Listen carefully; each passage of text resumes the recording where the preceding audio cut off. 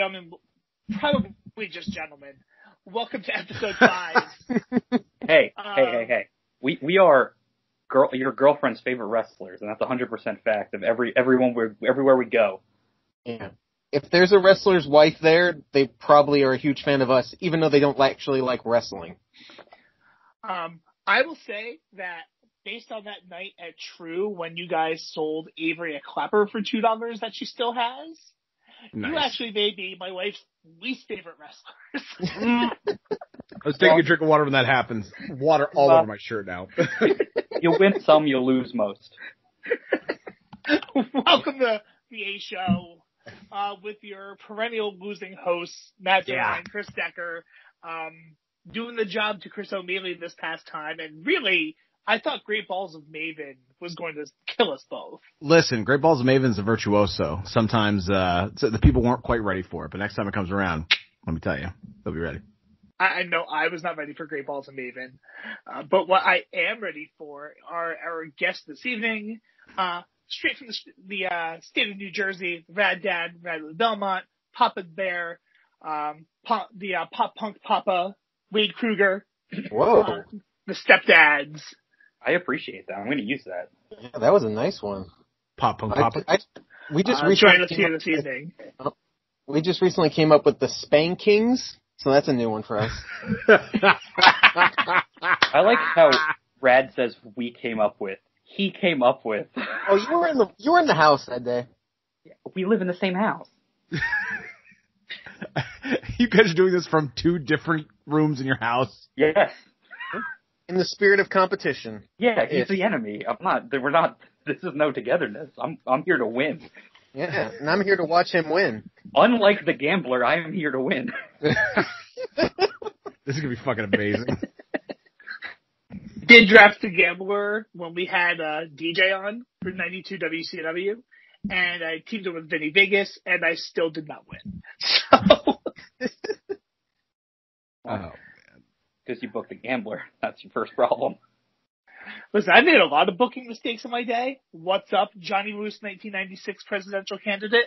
Yo, I'll defend that till day I die. That was fantastic. And Moose was all about it. Crowded Music was not. There was like 45 people there. Listen, Matt, whatever you do, I'll still like it more than whatever Decker does. Because Decker's been dead to me ever since he left me for dead outside the ring after a tables match. Yeah, so that's right. Listen. I've apologized so many times. That's one of my favorite wrestling stories I've ever had. And I wasn't even the ref. I was just told go move the table. Yeah. And I did not. I learned who was important that day. Tables. Tables are important. Yep. Hey, who was the actual ref in that match? We were trying to talk about it 2 weeks ago. Was it Jeff? What was her name? Yeah, it was a female ref. Becky, yeah. Right. She's awesome. And just for the sake of continuity here, the last show ended with Decker saying how that was going to be the first thing you brought up on this episode. Well, one thing, I'll say this, one thing I remember most, because I didn't actually see any of it happening, is I'm at the entranceway waiting for him to come back, and I'm just standing there next to Sonny Ono, and there's just awkward silence where I've already said hello, and now we're just standing there, and the whole time I'm like, where is Wade? I'm just standing next to Sonny Ono. I don't know what to do. Yeah, because the next match is coming out to the ring. Yeah. Next match being Juventud Guerrera. Yeah. So that's where I'm at. When I just walked away.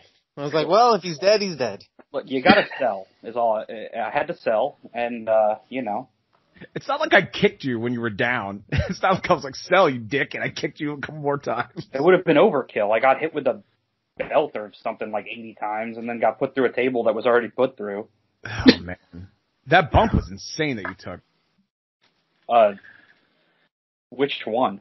God, I've seen the backyard tapes. I mean, God, who was it? Who landed on the top of their head? Was that Rad? That, yes. Oh yeah. That still gives me chills. Total accident. For you, maybe. Well, yes. I was as surprised as everyone else. All right. Should we start with the early plugs and the bios of the stepdads here? We're gonna throw it to the stepdads to introduce themselves at this time. I'll let Rad handle his. He's gonna have way more to say than me. Alright, you want me to do the whole spiel? Yeah, why not? Alright. Ladies and gentlemen, boys and girls, children of any and all ages, I'm the Rad Dad, RadleyBelmont, and with me is the one, the only, Big Papa Bear, Wade Kruger, and we are the gods of dad bods, the old age in-laws, the parental guardians of the galaxy, the Stepdads. Same Stepdads time, same Stepdads channel. I hate you so much. So, for reference, you have to know that I'm hearing this through the laptop and also through the floor. Yep.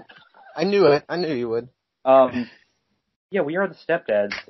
I don't have as much to say. Rad pretty much has it memorized. But you can find us on all sorts of internet places. Twitter at StepdadsWrestle, I believe. Mm-hmm. Everywhere else, Facebook, Instagram at Stepdads Wrestling. Patreon at Stepdads Wrestling, I think. Yep. TikTok at Stepdads Wrestling. Yeah, I don't. Whoa, I don't you guys got with TikToks? I gotta check that out. Yeah. I post a lot of clips on there just because for the kids, kids love the TikTok. And I'm at Twitter at Wade Kruger1. Kruger just spelled like Freddy, as opposed to how many people put it on their posters. Yeah, if you want super sizzling hot devil's hockey takes and probably pushing things too far political posts, then you will love me. If you want wrestling, go to at Stepdads Wrestle. Hot takes for the Chargers. There's no such thing. There has to be fans of a team to be hot takes. And as I say every year, I hope at my funeral the Chargers will carry my casket so they could let me down just one more time. And just to throw it out there, we also have a Pro Wrestling Tees. Oh, yeah. ProWrestlingTees.com/stepdads. If you like all these jokes, we got ridiculous t-shirts on there as well. As if you say, if you like all these jokes, you shouldn't buy our shirts because the jokes are not on the shirts. Oh, they are. Yeah, if you like retro Nintendo games, we have a shirt based on the video game Bad Dudes. I mean, who else has that? Oh, yeah, I saw that. That was rocking. Yes. That was the daddest response that could have been. We're using that. We're going to use that next time we have a promo. It's just going to end with, "That's rockin'." I am very offended right now by my actual dadness. Hey, it happens to the best of us. Sure shit does. As I look at my carpet that I vacuumed earlier and go, how did this get dirty again? My beard gets grayer and grayer every day. I feel that way myself. So here's how we do things around here on the A Show. If you're a first-time listener, first and foremost, thank you. You are going to hear us draft from 1998 WCW. And we are going to be drafting rosters based on the roster of 1998's WCW programming and not programming, because some guys just sat home. And once we have all drafted, when you feel you're done, you're done. There's no set number of rounds. When you feel that you have a full card, you just say, "I'm done." And then we take a break, and during that break, we all put together our cards, and then from there we come back and present the cards. The listeners, being you, will go to our Twitter at the A Show on CKCC and vote for their favorite card. Excuse me. None of this will appear on independentwrestling.tv, but if you'd like to watch independentwrestling.tv and you're a new user, make sure you use the code word DRAFT, DRAFT, and you get your first 5 days free. Special shout out to Jason from the Sports Podcast, who used our code for IWTV. And I will say, thank you for that. Just for reference, that you can go to IWTV right now and watch Decker not help Wade leave the ring. Because that's the very first True show on IWTV. Fast forward, like what? Maybe like an hour and a half? Yeah, whatever. Yep. You can watch the whole show. I mean, geez, you don't got to skip the show. Yeah, it was a good behind show. the product, Decker. Geez. It was a real good show.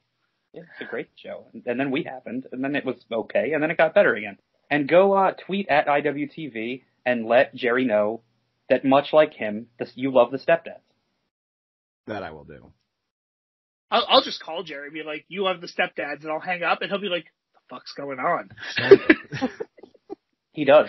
It's a fact. He does. It's a known fact. I'm so confused right now. So we will all take turns drafting. It is Decker's week to go before me. So Decker will be third, and I will be fourth. However, we need to decide which of the stepdad will draft first and which will draft second. Ooh. I mean, I don't think I'm taking anyone that Brad is going to want, but, I mean, it doesn't matter. It's, you guys want to flip a coin? Do I have a coin in here? Decker, do you have a coin handy? I don't. Man, I'm in like gray sweatpants. In my office. Okay, all right.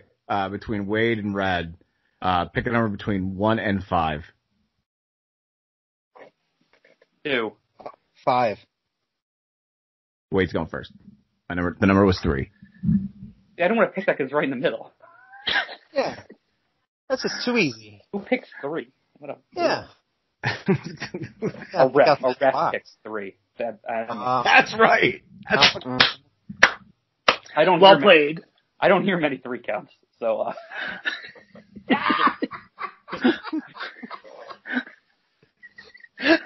Also, just to make sure that we reiterate this for the listeners here, if you could draft a singles wrestler, you can draft a tag team wrestler. If you draft people together, much like when Decker drafted Masahiro Chono and Ole Anderson together, you have to use them together.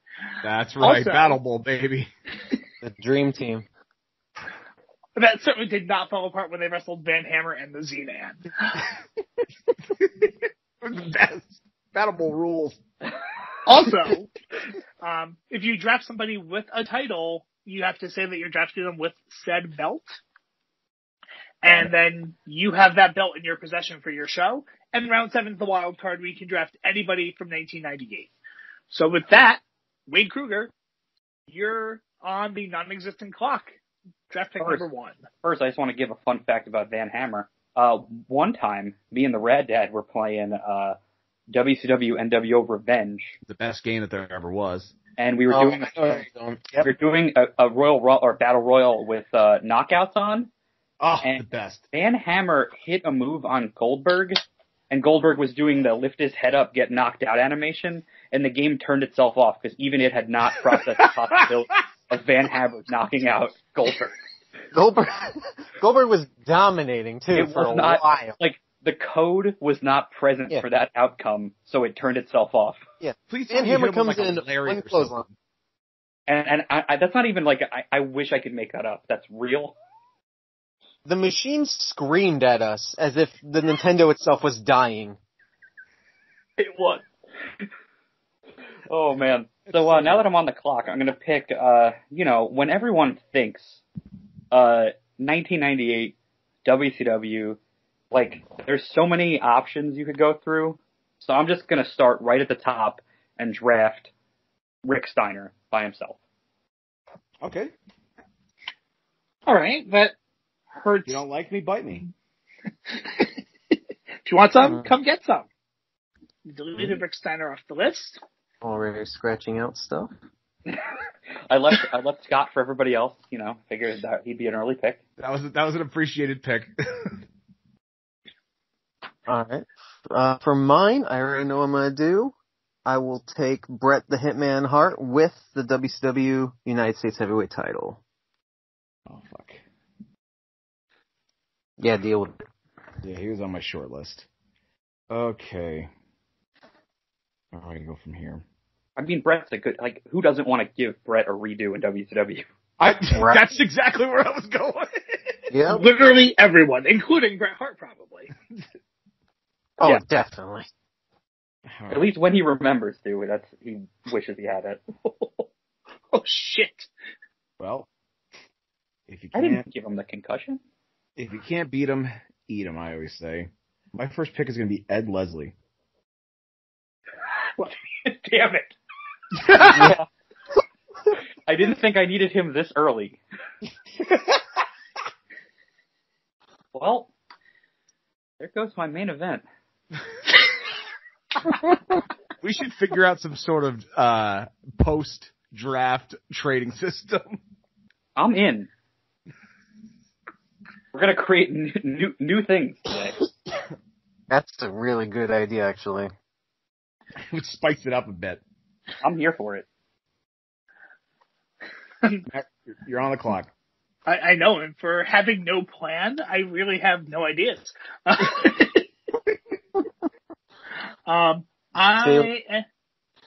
am going to take... Okay, if this is going to be a wacky show, I'm going to take the Dancing Fools of Alex Wright, Disco Inferno, and Magnum Tokyo. Whoa. Okay. Wait a minute. Is Magnum Tokyo even on my list? I Wikipedia'd it to be sure. Okay. And Alex Wright. Shit. I don't think I wrote Alex Wright down. Alex Wright, the master of the WCW Thunder for PlayStation promo. You made that sound like it's an actual award. Okay, so I'm up then? Yes. Yes. Okay. Well, since you guys are getting out of control early here, and are we going to accept possible trade offers? Because that's going to determine my next pick. Matt, what do you think? You think this is something that we could... Somebody wants Ed Leslie real bad, sounds like. I do. And I'd be willing to take some interesting offers for Ed Leslie. I mean, I would trade you Rick Steiner for Ed Leslie right now. Whoa. Let's not get ahead of ourselves. Okay. We're going to do a pilot tonight of trades. We're going to cap it at 2 trades. 2 trades. And they must be done before the commercial break. Yes. Okay, I'm here for that. Okay, we'll figure this out, man. I like it. I think it makes it interesting. Because then there's strategy of, you could draft a belt if someone needs it or whatever. Oh, that's interesting. So, with my second pick, since I don't trust any of you guys, and I want this guy because he's an important piece, I'm going to draft Vincent. Son of a bitch! You're not going to out-wacky me, guys. He actually potentially was going to play into my wild card. But that's okay. All right. Next up. All right. I will take Hollywood Hulk Hogan with the WCW World Heavyweight title. Okay. I am not picking this guy. But is Kevin Wachols, is that Nails? Yes. Okay, I saw the name, I was like, get the fuck out of here. And with that being said, oh man, I'm going to take Sick Boy. None of us are making good shows, are we? I have an idea. Brad's taking all the great wrestlers and belts, and we're all fighting over the worst. Why is this happening? Because there's 600 people on this roster. Fair. Good point.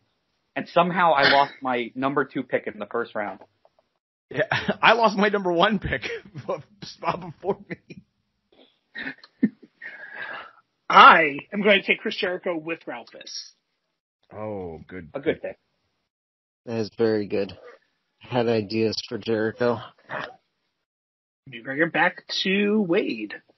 I'm gonna take, just because I worry about him getting taken for other reasons that don't include him, directly, I'm gonna take, Stevie Ray. Nice. Just Stevie Ray. I don't need wrestlers like Booker bringing my card down.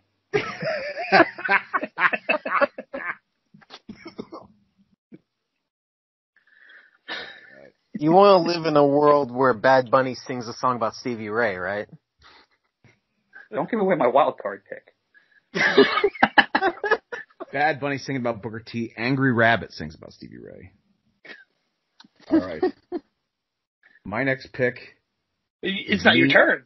Oh, hold on now. Oh, all right. Yeah, you gotta wait a minute to steal my next pick. Yeah. I ain't picking Mike Disorderly Conduct, I'll tell you that much. I will take Ric Flair. What a loser. I did have him on my list. Aw. Not even in my top 30. You know what's sad? Rick Rude is on here, but if you know the story of Rick Rude, he couldn't wrestle in 1998. And that sucks. We might find out. Anything can happen on the A show. Literally. Literally. All right. That being said, then my next pick is going to be the tag team of the Barbarian and Ming. I knew Ming would go at some point. I didn't even put him on my list. I was like, he's going for meme potential, and we had 2 episodes ago, DJ, the host of the Wednesday Night War podcast, he teased Ming versus Harley Race. My original, the first thought before I came up with this card that I have, idea, was just, all I had written down was, Ming versus Scott Steiner just because, ? Nice. No backstory. So I feel like I gotta do something here, because this is starting to get away from me, and I'm really starting to fear, who is and isn't going to be around. Just embrace the fear, Matt. Yeah, be afraid. Well, you just took the faces of fear, so I can't take them. Not the baby But I faces can. of fear. But I can take Vicious and Delicious, Buff Bagwell and Scott Norton. Oh, that was a good big pick one. for me. It's a good pick. Oh. I like that pick. We all simultaneously went, damn, that was good. Oh, I didn't have any of them on my list, but I like the pick. You cut me deep with that one. I'm a big Buff Bagwell mark, so. I was a big fan of him during the American Males dates. Yeah. That actually hurts my main event. That's weird. Coming from you, that's really saying something, Mr. Yeah. Mr. I picked, I can't even remember now who you picked in the first round. Don't worry about it. Yeah, don't worry about it. You'll find out. Hey, I have a question I want to throw out there. If there's an idea in my head for a wild card. If we do the wild card as 7, but we want to team him with somebody that's already on this list, so hypothetically, if I wanted to have Masawa and Rocco Rock as a team, and I'm like, the wild card would be Masawa with Rocco Rock, right? I'll allow that. Yeah. Okay. Personally, I would love that. That actually works for me too. Okay. But we got a long way to go before we get to that. So back to Wade for pick number 4. Well, just because I don't trust you now, I'm going to draft Rocco Rock.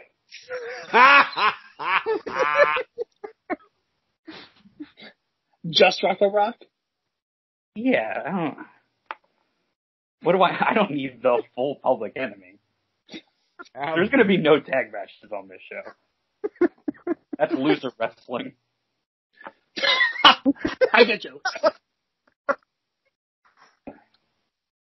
Every match is a main event on your card. Think about it this way. Oh, God, it's like a Rob Noxious show. I'm taking Rocco Rock, and Johnny Grunge is just he got put through the table and nobody's coming to help him.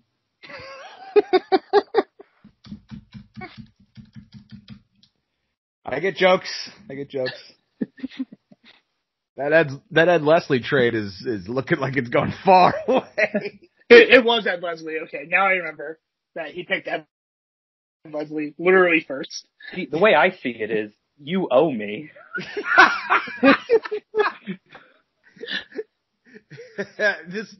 This may be worth it to get the grievance off my heart. Yeah, we might, the hands are clean after that, maybe. Also, I don't think you want to deprive yourself of what I have in mind. Okay. All right. Well, gotta keep going. Yeah. Take your next good wrestler, Red. I'm actually going to take two WCW mainstays. Everyone remembers the tag team of Sting and Eddie Guerrero. Awesome. A man after my own heart right there. Sure. You'll understand why later. Good. Or not. I'm taking the team of Dale Torborg and Greg Valentine. What? I love it. They're awesome. This is the one thing where my strategy doesn't come into play well, is like, I want all these random wrestlers, but I don't have any tag matches planned, so I have to pick them by themselves. The Steamin' Demons is what they're going to be. The Seaman Demons? What? The Steaming The Cleveland Steamers? This show took a turn. I don't think you want to call them that. Even in 1998, that might be a little far. So together as a team, I'm going to take Fit Finlay, Steven Regal, and Dave Taylor. Oh, Nice. damn, Matt. That was fucking great. Can I tell you the worst? I literally just wrote down Regal as my next pick. Wait, I took a good wrestler from you? I'm confused. Yeah, I know, right? All right. And I gotta take Dave Taylor out of there. We go back to Wade.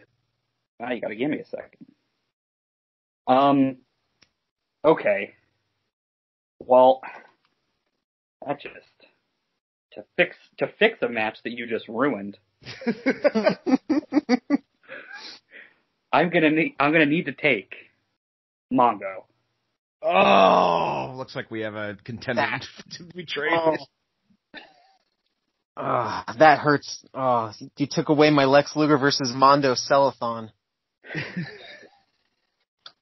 I said Mondo. Mongo. Well, maybe they're Lex selling Luger Mondos. is a Mondo fruit drink. Yeah, they're selling them at the where you get food. Yeah, the selling shop. The bazaar. Bizarre is a good word right now. Alright. For my pick, I will take Chris Benoit. But What? What just happened?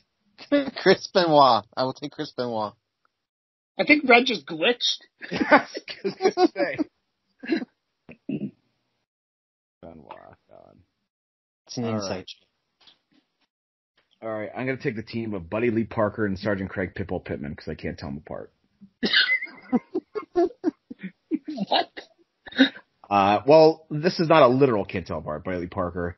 I always think Sergeant Craig Pitbull Pittman is Buddy Lee Parker, and I always think Buddy Lee Parker is Sergeant Craig Pitbull Pittman. So so this tag team's called The Guys Who I Know. Okay. Sure. Because they're both like military gimmicks, right? No, Sergeant Buddy Lee Parker was a cop. Who is the guy that who was like the trainer at the power plant? That was Buddy Lee Parker, right? It was. Yeah, okay, yeah, so it's the same guy. So. Russo would love this right now. I am going to take Hacky. What? Oh, What? Hardcore hack.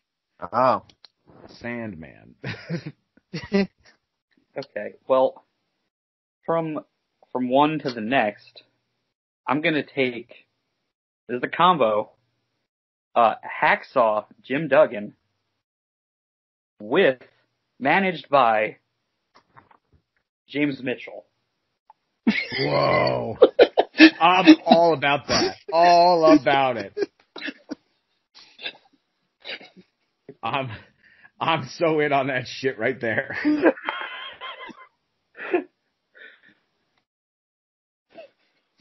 What? I didn't want anyone to get any hack ideas.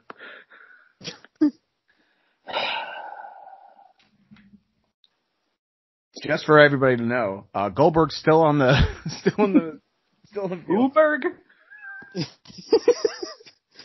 Coldberg? He's not over anymore in 98. Goldberg was really early on my list, and as I got to him, I just didn't need him anymore. So Sounds familiar. Like our imitating life. For my pick, I'm taking another tag team. The memorable tag team of Scott Hall and the Giant, who were the WCW tag team champions at the time. I didn't even have the Giant written down, but yeah, you are right. And this is a smoking giant, too. I would take nothing else. Did they call him Big Tobacco? Probably backstage, at least.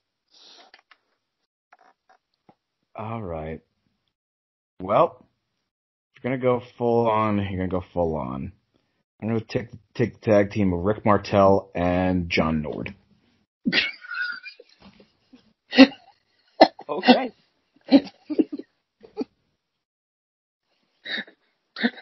I definitely would use Rick Martel if you didn't take him, so. Oh, same. I had Rick Martel on my list. Rick Martel in 98. Listen, he was underused. I'm not even going to lie. Oh, he was going to be used. I'm telling you. He was going to find his purpose. So we're on the wild card round, right? No, I still gotta go. Oh, sorry. Oh, excuse me. It's okay. It's okay. For my commentary team, I'm going to take Dusty Rhodes and Dennis Rodman. Oh, I hate that so much. Yeah. I hate you so much for taking. I thought I had one more round to get Dusty. Well done. You're depriving the world of Dusty calling this madness of a show I'm putting together. Now, technically, you can use any wrestler on commentary, right?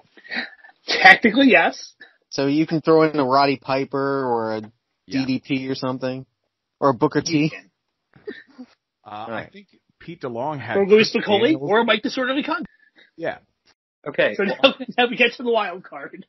Wild card. I'm going to take the only man who could book a show like this, Vince Russo. Wow. I'm so excited. All right. For me, I'm going to take a wild card and someone else as a tag team. So I'm going to take the team of Big Sexy Kevin Nash and the Heartbreak Kid Shawn Michaels. Oh, man. Good call.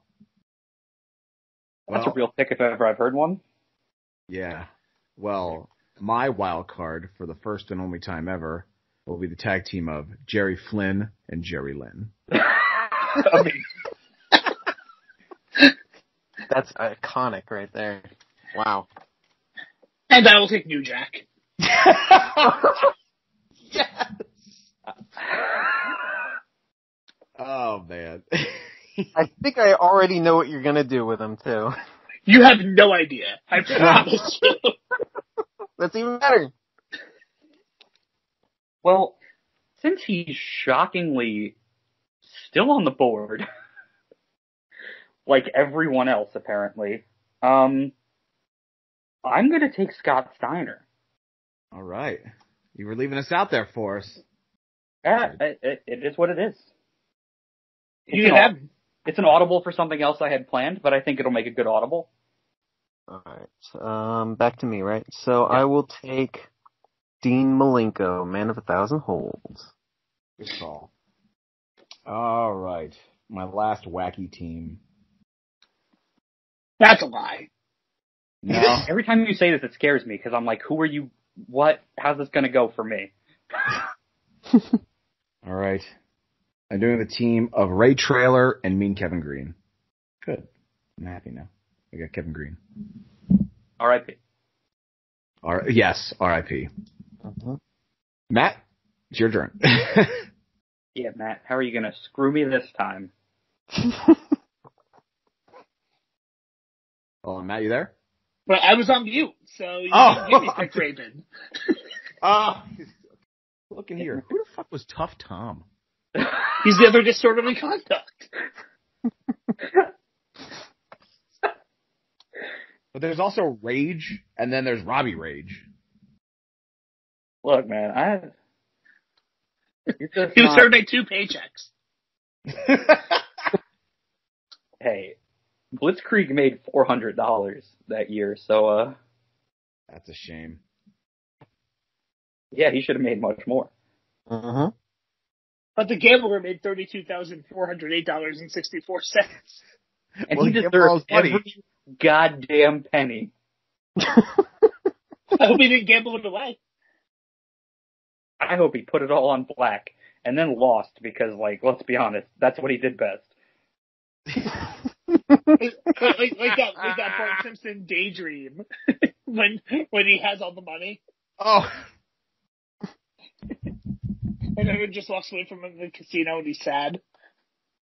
or where Homer is playing blackjack, and it's 18, hit me, 19, hit me, 20, hit me, 21, hit me, bust. We throw it to Wade for round 9. Did you pick Matt? I picked Raven. Yeah, he picked Raven, he was on mute. Oh, I did not hear that. That makes sense. That's what mute is. Okay, I'm gonna take. Well, since Brett is gone, I'm gonna take Jim Neidhart with Jimmy Hart. Whoa, good call. There you go. I dig it. All right. For my pick, I will take the Enforcer, Arn Anderson. He was literally my next pick. Really? Yeah. He is crucial to my card. He's so crucial that he went in round 9. Yeah. All right. The most crucial round. I am selecting the commentary team of Viano 5 and Viano 4. Didn't think I was gonna need to pick them early, but here we are. Well, they got a big spot on one of those TV networks that Hispanic people watch. Well, since I'm not gonna get to do it, I just want to say that my plan was to have them come out for a match. They come out during the entrance. It cuts a commercial. The entire match happens during the break. We come back and we find out that Vince Russo realized he had forgotten to fire both of them and then fired them both during the break. I just didn't want the world to not know that because I felt it was great. Wow.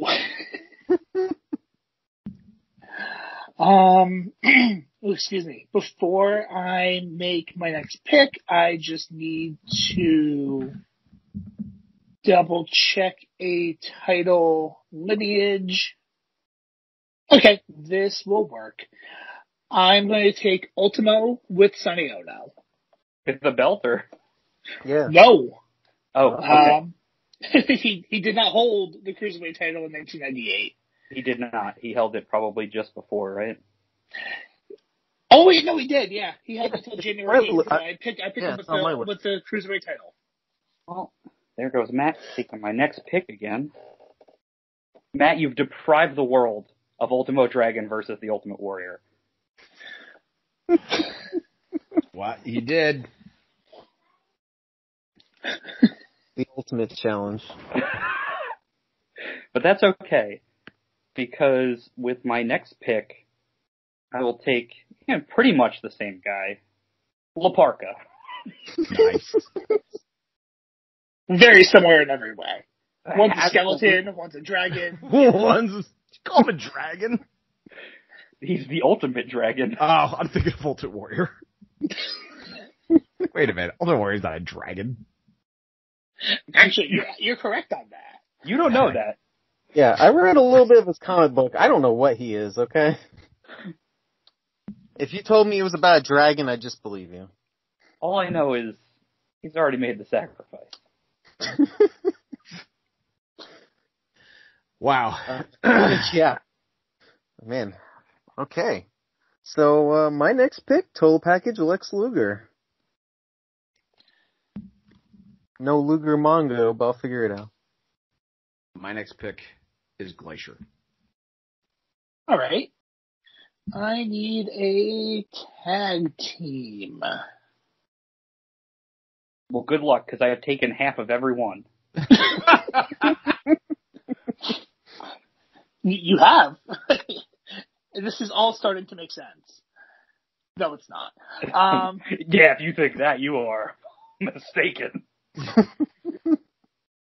Does that start in 98? Hold on real quick. I did so little research before this, in case you can't tell. I know, I wish you had done more. No, I'm so glad how this is working out. That makes one of us. I'm going to take Mortis and Wrath. Okay. Oh, man, they were great. Yeah. I was thinking about using Wrath. Me too, at one point I was. Yeah. I feel like Wrath would just fly under everyone's radars, but... Well, with my next pick, I am taking Larry Zbyszko. That's a great pick right there. I like it. Big Zbyszko mark. My microphone sounds all kind of fucked up. All right, there we go. Alright. For my next pick, I will take Barry Windham. Oh, Wyndham's on here. God damn it. Yeah. Son of a bitch. Oh, and Mortis is gone, so Canyon is gone. Okay. Yes. Okay. That's a different gimmick and tie. They're different guys. Sure. I once went to a local indie show that advertised Mortis well after Canyon had been dead. That's awful. But it was Mortis with two S's, so it was okay. And even then, he no-showed. They advertised a fake guy doing a gimmick that could have been anyone, and he no-showed the show. And the guys next to me were very upset that Canyon didn't show up for real. And I didn't have the heart to tell them that he had been dead for at least 5 years. Ooh. In fact, I urged them to go complain to the promoter about it. Because I'm an evil human. Rad, your pick or my pick? I picked Barry. Right. That's where I got off that tangent. Yeah. I'm gonna pick Ravens flock member Van Hammer. Good pick. Of course you are. I'm upset I couldn't find a place for him on my show. Said only Wade Kruger. I'm going to take Randy Savage. Ooh, I totally forgot about him. We were all too busy taking bad wrestlers. Yeah. How dare you call Del Torborg bad? I called him what he is. Okay. We're gonna go audible here. Something I completely off my list, but whatever. I'm gonna take Barry Darso. Okay. Right. So I now have an idea for Goldberg. I will take Goldberg. Damn. I wanted him to get down and have that be my last pick. I just realized I need like an extra match, so why not throw Goldberg on there? All right. I am gonna take. Wrath is taken, so Brian Clark is gone. Yes. Damn. I'm gonna take the gentleman Chris Adams. Nice. All right. And I'm going to take DDP. I like how these are the last picks. These are the late picks. Wade is your pick. Yeah, I'm just thinking. Oh. You say last pick. I only have 4 matches so far. I have officially 5 matches. I am shooting for 7. I am also shooting for 7. I'm probably going to end up around 6. Since I can't have my Vianos commercial break match. Which is totally a thing that would happen. I'm going to take... He was mentioned before. I'm going to take Rick Rude. We're going to find out if he could work in 1998. Takes one bump and his fucking Lloyds of London attorney runs to the ring. Get the fuck out of there! My turn now? Yeah. Okay, sorry, I was just looking at the card. I want Bobby Eaton. I want Roddy Piper. Ooh. And I'm going to take Rey Mysterio. You just stole In me the 13th away from round. me. I had the possible idea of the commentary team of Tony Schiavone and Roddy Piper. Oh, good one. So Okay. Matt, you did take the cruiserweight belt, right? I did. Okay. Just wanted to make sure. I am going to take. You know, I left them out there long enough. Let's take Johnny Grunge. He deserved to be I was taken. worried you wouldn't. Alright. Just give me 1 second. I'm looking at title reigns real quick. It's actually getting very hard now. Yeah. Has anybody taken Finlay yet? I did. You took Finlay? Okay. Did anybody take Steiner? I took both Steiners. Alright, okay. Cool. Then I'm gonna take Conan K-Dog. with the WCW TV title. Oh. I'm taking Vampiro. Male Shayna Baszler. What? Yesterday we were watching the Rumble, and I was like, she kind of looks like Vampiro, young Vampiro. I can't disagree that her eye makeup is very dark. And the straight black hair, it's just that's not even like that's just that came to my mind last night. You're not saying it's a slur. You're saying it's a comparison that they both have similar attires and look. I love Vampiro. Yeah. I am going to take El Dandy. Good. We've been doubting him too long. Just let everybody know, Hard Body Harrison's still on the board. Good. So I'm gonna take Johnny Swinger. Is he on TNA now? He is. Yeah. Weirdly enough. Yeah, and he's like a main event guy. Where he should have been all this time. False. Look, after his run in '98 WCW that I'm gonna give him, people are gonna be wishing they signed Johnny Swinger. Alright. For me, I'm just gonna take the commentary team of Tony Schiavone and Bobby Heenan. Nice and simple. I'm picking Juventud Guerrera. I will take the Nasty Boys. Ah, nice. Finley's going to be going after him. Oh, we'll see what Finley does. I have one more pick, and that's it.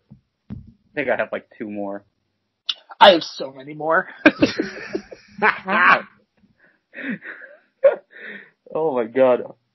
I'm just doing a quick scroll. At this point, I'm going completely off the board. That's how it works here. Yeah. I'm gonna take... Hold on, I need to make sure someone was in the company. Because I don't see him on this list, but I'm pretty sure he was there. Yes, okay. We'll decide. I'm gonna take Lash LaRue. Yeah, he was there. 100%. Oh, he's not the one I was worried about. I'm just trying to figure out if I need one more match or not. There's so many guys that are there. Yeah. I mean, you got the Bulldog, you got Bam Bam, you got Brad Armstrong. I'm just in the bees. Booker T, too. Booker T. Some dude named Apollo. I don't know who the fuck that is. Nah, I think I'm gonna call it there. I think I'm good. All right. Radley Belmont is out. My last pick is Kurt Hennig. Ooh, nice. I did not think about that. I am going to take Booker T. Booker T out. I am gonna take Lenny Lane. There you go.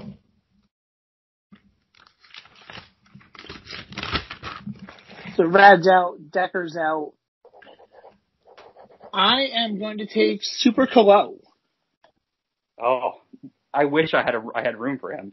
One of my favorite wrestlers of all time. So no one took like the flock as a whole, right? They just took random. Yeah. I took Sick Boy, Matt took Raven, and I took Van Hammer. Okay. So somehow Saturn is still out there, but whatever. I don't need him, though. Scotty Riggs with the eye patch. I'm going to take Lodi. West Hollywood Blondes. Let's see. Matt, Prince Iakea is still on the board. Oh, I know. And on the board, he will probably stay. You know, for all that talk about the gambler, guy just sits there. I'm taking Perry Saturn. You're welcome. I'm going to take... I know he's not on this list, but I know he was there. Luther Reigns. What? Yeah. Like that. Wait, what? Roman Reigns' father, Luther Reigns. Yes. Go look at his Wikipedia page. World Championship Wrestling, 97 and 98. Yeah, I saw him on a couple lists. And what the fuck happened to him? He just disappeared to like 2005? I know, he trained at the power plant. Oh, God. He was probably under contract for a while, had a bunch of money, and then showed up in Australia or whatever. Yeah, and then... Oh, what was his nickname? The Bungalow Bay guy? The Demon of Bungalow Bay? Yeah, the Bungalow Bay guy. I don't fucking know. That's why he didn't get over. Terrible nickname. His listed ring names, Luther Reigns, Horseshoe. Horseshoe with a U, by the way. Inspector Impact. Oh, that's bad. Max Impact. Man, what a legend. That's like Tennessee Indies bad. Glad I drafted him. So this will be my last pick. And, welcome to my roster. It's actually a little bit tougher than I thought. Believe it or not.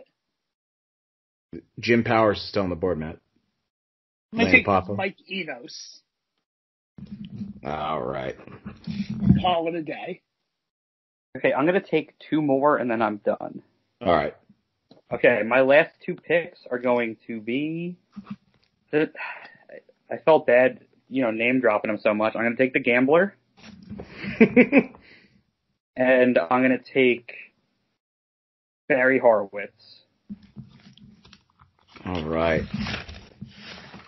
And that concludes the WCW 1998 draft. Does anyone want to make trades? I'd be willing to listen to trades.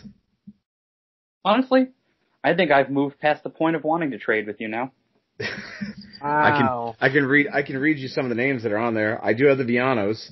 I have Sick Boy Ed Leslie, Faces of Fear, Dale I already Torborg. gave away my Vianos plan, so Dale Torborg and Greg Valentine. The awesome team of Buddy Lee Parker and Craig Pitbull Pittman. Rick Martel, John Nord, Jerry Lynn and Flynn, Ray Traylor, Kevin Green, Glacier, Van Hammer, Chris Adams, Roddy Piper, Vampiro, Hoovy, and Kurt Hennig. I like how that list gets so much better as it goes. That was the play. No, you can keep Ed Leslie. I don't need him anymore. Any other takers? I know Rad has plans for guys. I don't know, Rad, if you want to make trades. I've already kind of modified everything so much. Changing things now would just be weird again. Good. So we've introduced a new concept and abandoned it. I like it. No, this is good. I like this idea because I would have given my left nut for some of the takes last week. And nobody here has also offered any of their card or any of their Right. So who wants Conan? Who wants him? I would take Conan for Hoovy. No. Damn. What about Conan for Vampiro? No. What Who has Conan? Jericho? Conan I for have Jericho. You want Conan for Jericho? No, because We can do a Ralphus three-way is trade, important. Matt. Ralphus is important to my show. You can keep Ralphus. No, it doesn't make sense without Jericho. We'll do a three-way with Matt getting Kurt Hennig, and you can put him for Ralphus, and then Radley getting Jericho, and then I get Conan. I stand firm. That has no benefit to me at all. All right, well, instead of Kurt Hennig, do you want Jerry Lynn? No. What about the Face of Fear? Oh, I'm good. Oh, I'd stand firm. I thought you had him. God damn it. My last, Roddy Piper. Nah, the narrative I have. Fuck your narrative. This is the trading room floor right here, man. I will tell you one idea I had. It was Rick Steiner versus Roddy Piper for the King of the Dog Collar. Ooh. But I don't have Rick Steiner, so it doesn't make any sense. Three-way trade. Come on. We know who has Rick Steiner as his first pick. So, wait, who would I be getting in Surprise that trade? possession. All right. Yeah. For Rick Steiner, I'd be getting Conan. Rad would be getting Rick Steiner. I would need Rick Steiner and Piper, though. No, I'm good. Well, that See, this doesn't work. I'd only be willing to move Rick Steiner for Ed Leslie. Ooh. I would give you Ed Leslie. I'd give you Ed Leslie. I would give Roddy Piper, and then I would want to return Conan and a random one that you picked. Fucking shit. I'm trying to remember all the guys you picked. Barry Horowitz. I could do that. I'm so confused at what I'm getting here. You are getting. Am I getting Rick Steiner and Roddy Piper? Oh, I don't think the Rick Steiner was involved in this. Yeah. No, he was who I was giving up. Okay. All right. So Rick Steiner goes to Rad, along with Roddy Piper. Yeah. Yeah. Okay. I'm getting Barry Horowitz and Conan. And I'm getting Ed Leslie, and that's it. I'll take that deal. Okay. I can give you Ed Leslie. Rad has to offer you one more. I'll give you Goldberg.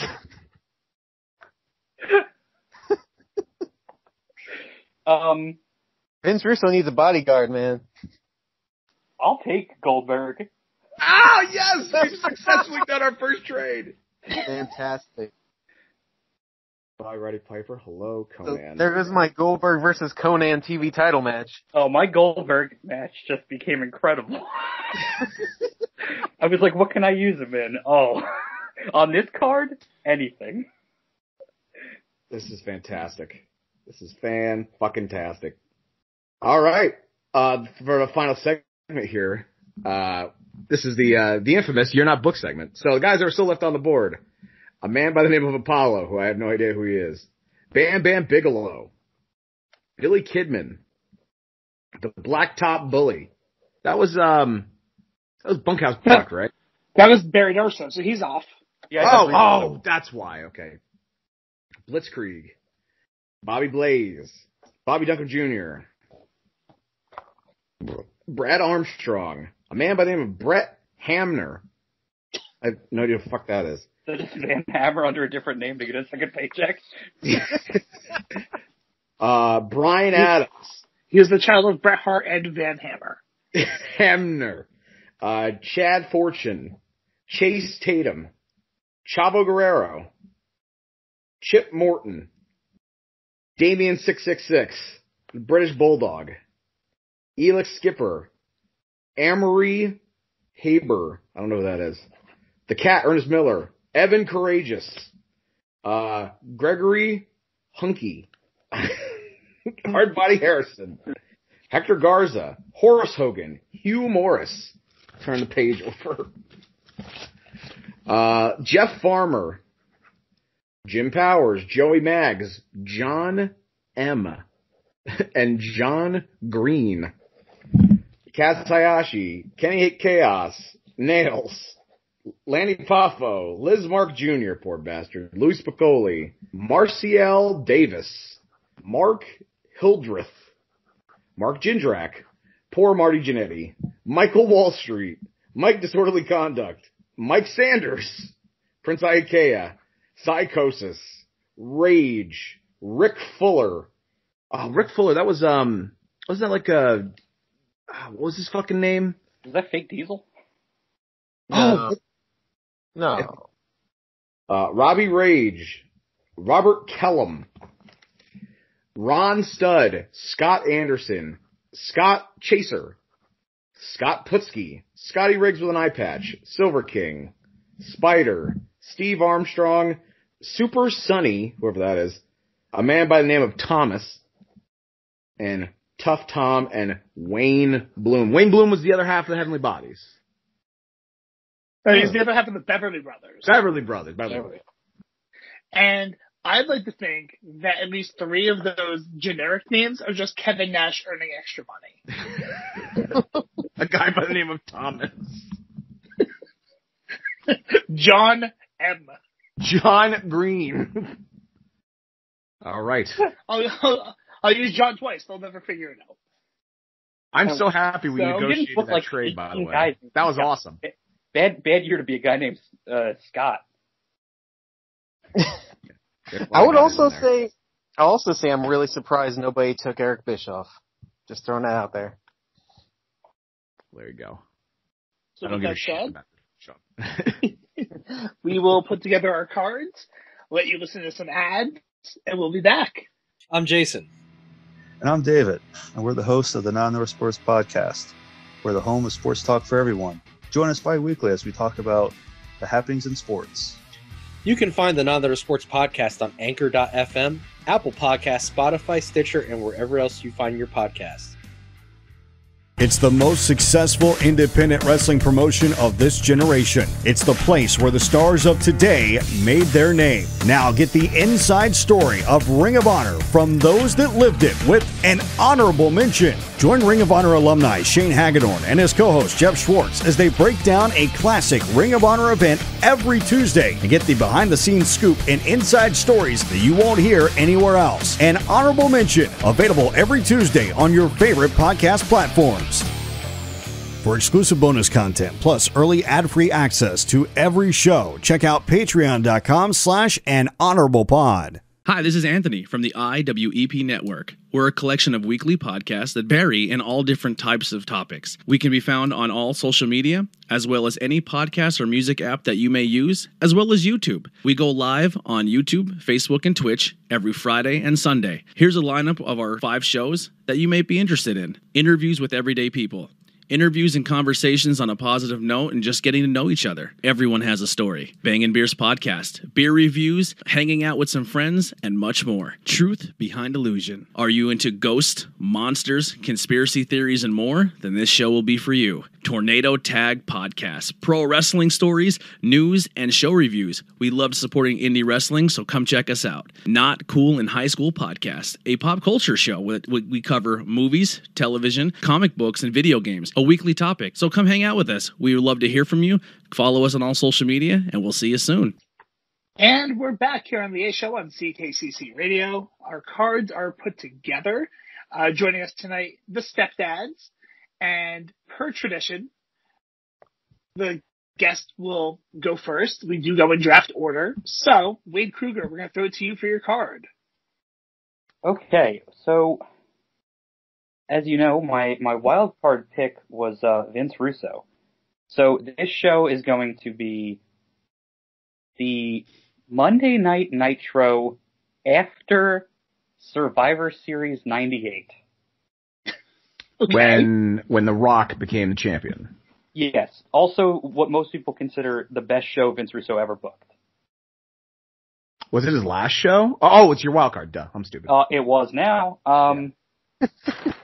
So, hot off the greatest show he ever booked, Vince Russo immediately quit because he knew he could never top himself. And, as a hot free agent, WCW hired him right away, they said, can you book tomorrow's show? And he said yes. So Vince Russo comes out to open Nitro. As we know, Nitro was 3 hours. So Russo's going to give an opening promo for the first 45 minutes.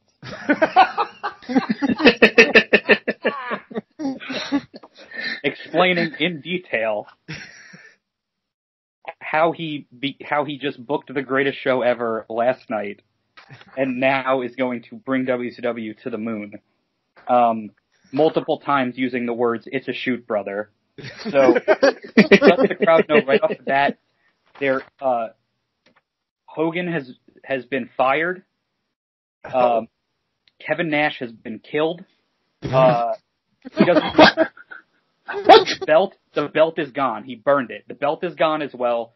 It's unnecessary because in the grand scheme of things, when it's all fake, who needs a belt, right? It's a shoot, brother. There's notable changes to the show. Current commentary team is Scott Steiner and just Scott Steiner. Fantastic. About 30 minutes into this promo, the Gambler comes to the ring for his match. Goldberg comes out. The opening match is Gambler versus Goldberg. It happens behind Vince Russo in the ring while he's still talking.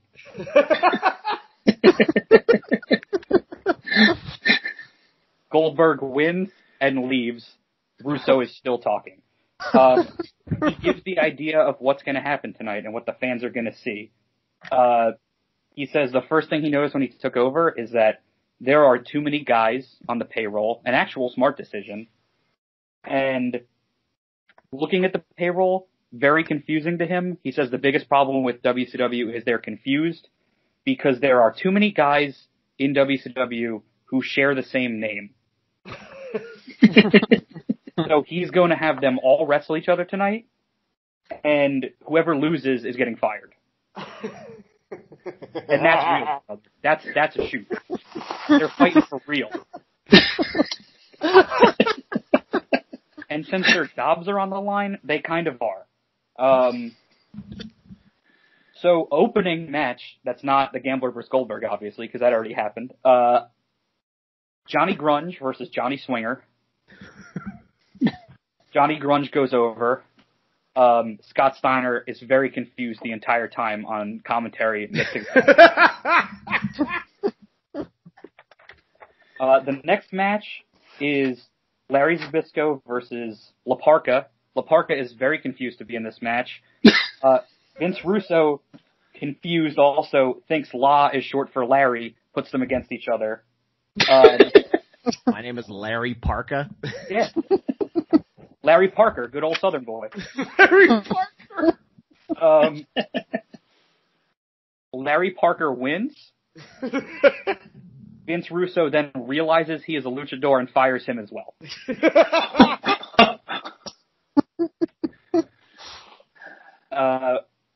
We go to commercial, we come back, and coming to the ring is Jim Duggan with James Jim Mitchell versus Jim Neidhart with Jimmy Hart. This is an absolute nightmare for Scott Steiner.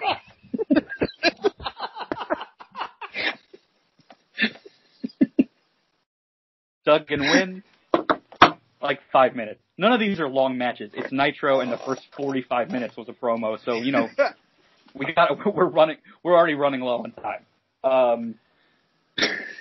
Next match, we have a 4-way. Even more of a nightmare for Steiner. We have Lash LaRue versus Lenny Lane versus Lodi versus Luther Reigns.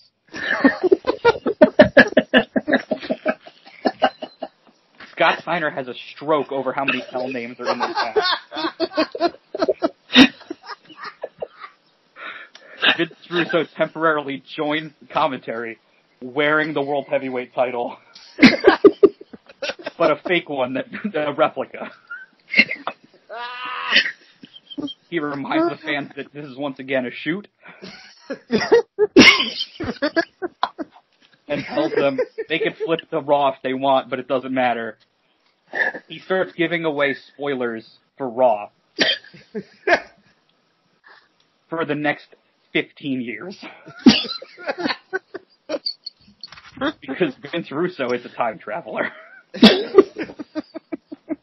The match goes to commercial, still in progress. We come back. Vince Russo is on commentary saying, Bruce Willis is a ghost the whole time. The movie hasn't come out yet. He's spoiling stuff that's not even wrestling and that hasn't even happened yet. Match ends. Flash LaRue over. Much to Scott Steiner's dismay. That's the most complicated name of all of them. Next matchup, we have Steve Mongo McMichael versus Stevie Ray. Mongo over because he's just out there fighting for real, much like every Mongo match. It is a shoot, brother. Next, we have the Battle of the Ricks, which is Rick Steiner versus Rick Rude versus Rocco Rock. Rocco Rock, very confused. So misread his name as Rocco Rick. Put him in the match. Rocco Rock wins. Has to change his name to Rocco Rick to make sure he keeps getting a paycheck. Because he can't cash any of the paychecks that are going to a wrestler that's not him. Ultimately, for the main event of the evening, this is going to take up the entire last hour. Because we all know those last matches were all like 5 minutes at most. This is Nitro. What are we, like, let's not kid ourselves. Main event is a triple threat gauntlet match between Vincent, Barry Darsow, and Ed Leslie, where each of them, every time they lose, they go to the back, they change into a different gimmick.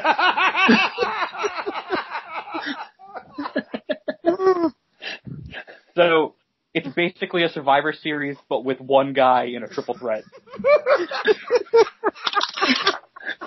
Vincent's team is Soul Train Jones, Virgil, Vincent, Shane, and Curly Bill. Barry Darso's team is Crusher Khrushchev, Repo Man, Blacktop Bully, Mr. Hole-in-One, and Smash. Ed Leslie's team is the Booty Man, Barber, Disciple, the Man with No Name, and the Zodiac. Vincent goes over. Russo comes to the ring.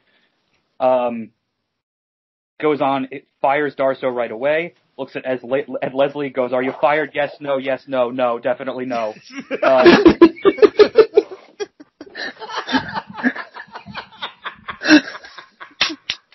He raises Vincent's hand. We are about to cut to black. Vince Russo realizes Vincent's name is Vincent, fires him as well. Vince Russo stands alone in the ring, victorious. We cut to commercial. We are at least 10 minutes over because they always went over. And Russo cuts another promo off the air for another 30 minutes, letting everyone know how real everything was at the time. That was the best usage of Vince Russo I've ever heard in my life. At this point, Scott Steiner is dead at ringside. He has blown up.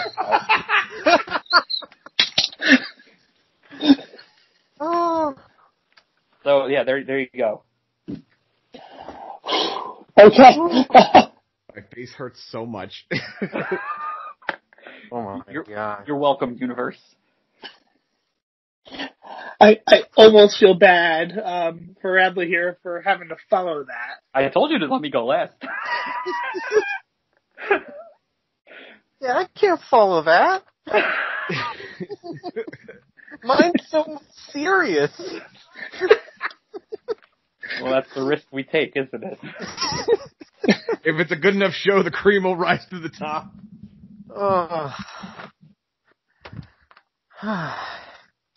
Hey, everybody. It's WCW NWO Starrcade 98. It's December 27th, 1998, the MCI Center in Washington, D.C.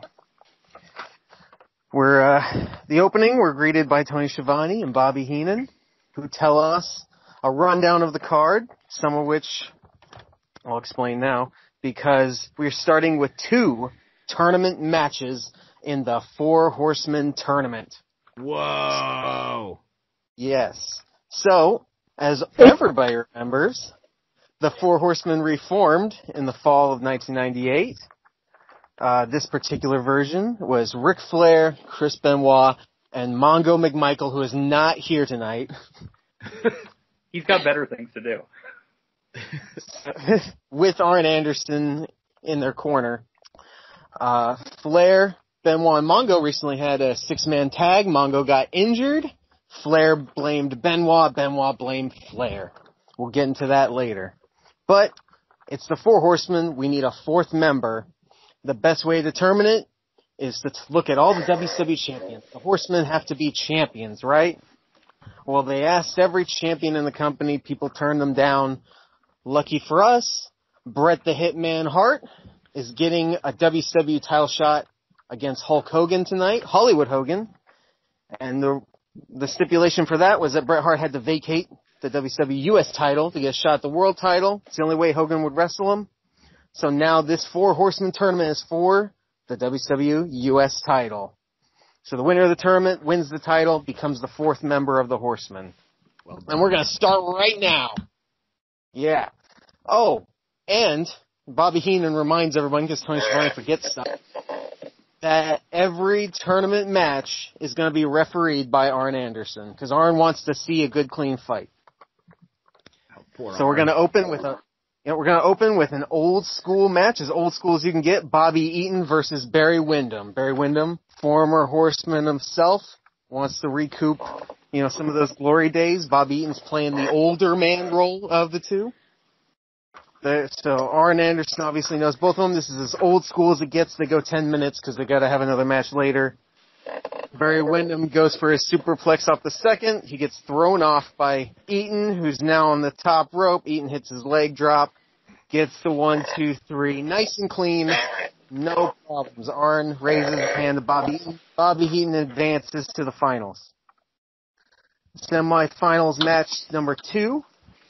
It's also 10 minutes. We got Dean Malenko taking on former Horseman Lex Luger. Lex Luger wants to get back into the Horsemen. He's kind of playing the face-heel thing right now. Malenko, full baby face, shows the technical stuff. Flair likes that kind of thing. That's why he's in the tournament. 10 minutes in, Malenko rolls up Luger. Huge upset. Arn counts to 3. Luger does not believe he was pinned. Heenan sides with Luger that maybe it was a fast count. Tony mentions how Arn isn't a normal referee. We don't know. There's a little tension there, but Malenko advances. So now we got a little break from the tournament. Rick Steiner versus Roddy Piper. Rick Steiner's been coming out lately, really embracing the dog attitude of his character. Comes out with a dog collar, a big chain. Sometimes he even uses the chain during matches and things like that. Roddy Piper, who's been on commentary lately, just loves to make fun of Rick Steiner. Oh, look how ugly he is. Oh, he is a real dog, isn't he? Rick Steiner gets in Piper's face. They decide to have a little shoving match. They end up having this match at Starrcade. But it's not just any match. It's the Dog-Faced Gremlin versus the originator of the dog collar in a King of the Dog Collar match. This match goes 15 minutes. It's just brawling. At this point, that's all Piper can do, but that's all you really need in a dog collar match. There's no hitting the turnbuckles or anything like that. They're just fighting. They're fighting all over the place. Match ends when Rick hits Piper repeatedly with the chain. He ends up wrapping him in almost like into a ball on the ground, exactly like the finish Piper had when he pinned Valentine in the first ever dog collar match. So he beats Piper, pins him, and becomes the new king of the dog collar, doing the exact same thing Piper did to win the first dog collar match. Fantastic. Now, we are at the finals of the Horseman Tournament. United States title on the line. Referee Arn Anderson. Dean Malenko versus Bobby Eaton. Bobby Eaton playing the old man role still. He's a little more exhausted than Dean Malenko. He holds his own. It's a brawler versus technical. They go about 15 minutes. It's a big fest of putting over Eaton as this guy who can still go. He's keeping up with Malenko every step of the way. Finish is a big superplex off the top rope. The second they hit the ground, both of them clutch their legs together. It looks like a double small package. Arn hits the 3. Tony believes it's a draw. Heenan's not sure on commentary. Arn looks at both men, raises the hand to Dean Malenko. Bobby Eaton doesn't believe it. He thinks he was the winner. Arn says, no, that's what I saw. I saw your shoulders down. Dean Malenko, new member of the Four Horsemen. Here comes Flair to the ring. They're almost doing like a celebration right in front of Bobby Eaton, who's just absolutely shocked that he can't believe he lost in that fashion. There is no Chris Benoit at this moment. Once he walks out, Tony Schiavone and Bobby Heenan mentioned how the very next match is supposed to be Ric Flair versus Chris Benoit for the leadership of the Horsemen. Benoit wanted to bring the Horsemen back to lead them. Flair brought back the Horsemen to lead them. So they're not sure which way to go. Flair is the old school. At this point, Benoit would be the new school. Benoit gets in Flair's face. He believes that Bobby Eaton won. They start a shoving match. They just go right into the match. Chops back and forth. Everybody leaves the ring so they can have a good, clean fight. They go 20 minutes. Hard hitting. Very old school with Flair. It's more showing that Benoit can keep up with Flair, even though there's no particular face. People kind of side with Flair just because he's been around so long. Finish is Flair hitting a low blow on Benoit, because the leader of the Four Horsemen has to be the dirtiest player. It's not about who's better, per se. It's about who can get the job done, which Heenan explains on commentary. Flair hits a low blow on Benoit, puts on the figure four. Benoit can't reach the ropes. He taps out. Flair has won the match. Here come the other Horsemen, except Mongo. He's injured. Sorry. But everyone else is in the ring celebrating. Benoit decides to attack Flair immediately. He's not going to be a part of this. He's going to be the leader or else. Obviously Arn's there. Malenko's there now. Benoit can't hold them off on his own. Out comes Lex Luger, Bobby Eaton, Barry Windham, all the three guys earlier from the tournament. They all feel like they were screwed over by Arn. They all attack everybody. Shit. Yeah, everyone who lost early in the tournament beat the shit out of them, especially Arn, which is super heinous because he's not even a wrestler anymore. Benoit grabs a mic and says, "You can be the Four Horsemen, but we are the Apocalypse." And now we go into the Horsemen versus the Apocalypse. That's fantastic. All right. Yeah. But we're not done yet. We're not done yet, guys. That's for the future. I'm talking the angle. What about tonight? We still have a double main event here at Starrcade 98. As Hollywood Hulk Hogan will defend the WCW World Heavyweight Championship against Bret the Hitman Hart. Bret Hart came in last year, right after Survivor Series, got all the jubilation, seemed to side with the NWO, but it was all a ruse. He was just a mole. That way, he keep face, everyone still loves him. He was just playing games because he wanted to get to Hogan. And now finally, a full year after he debuted in WCW, he's getting his title shot. He even had to vacate the U.S. title to do it. 12-minute match. Bret comes out. Bret is a man on, man on fire. He's going all over on Hogan. Hogan's begging and pleading. Hogan gets a little eye poke. He gets some heat in. Just enough that the fans are ready for Bret to come back, and then it's just full steam ahead. Bret hits the backbreaker. Bret hits the Russian. Bret goes off the second with an elbow. It's all Bret Hart. He gets the gets the sharpshooter on Hogan. Hogan immediately nods his head up and down. Yes, yes, yes. The crowd goes ballistic. Bret Hart is the man. Bret Hart has the title. He is now the WCW World Heavyweight Champion. All's right in the world. Except, is Bret Hart the WCW champion?